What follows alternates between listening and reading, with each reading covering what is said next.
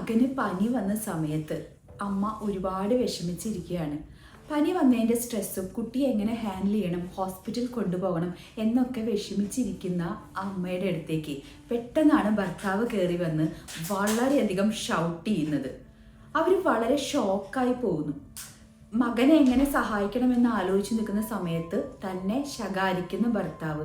ഇത് കണ്ട് കൂടുതൽ വിഷമിക്കുന്ന പനി പിടിച്ച കുട്ടി. അപ്പോൾ എന്തുകൊണ്ടാണ് ഇങ്ങനെ ഫാമിലി ലൈഫിൽ ക്രൂരമായിട്ട് ഭർത്താക്കന്മാർ ഈ ഒരു സിറ്റുവേഷനിൽ ഭാര്യമാരോട് പെരുമാറുന്നത്? ഇതിൻ്റെ പുറകിൽ അവരുടെ ആങ്സൈറ്റിയാണ്, ഫിയറാണ്, ഹെൽപ്ലെസ്നെസ് എന്ന് പറയുന്ന അവസ്ഥയാണ്.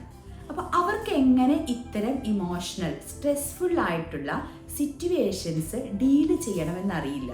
അപ്പോൾ ഡീല് ചെയ്യാൻ അറിയാത്തത് കൊണ്ട് അവർ അത് മുഴുവൻ ഇവരുടെ മേത്തേക്ക് പ്രൊജക്റ്റ് ചെയ്ത് ദേഷ്യമായിട്ട് പുറത്തേക്ക് വിടുന്നു. എങ്ങനെ ഇത് മാറ്റാം? കൃത്യമായിട്ടുള്ള stress management technique, parenting training, അതുപോലെ തന്നെ ഇമോഷണൽ ഇൻ്റലിജൻസ് ഡെവലപ്മെൻറ്റ്, ഈ 3 കാര്യങ്ങൾ പ്രാക്ടീസ് ചെയ്യാവുന്നതാണ്.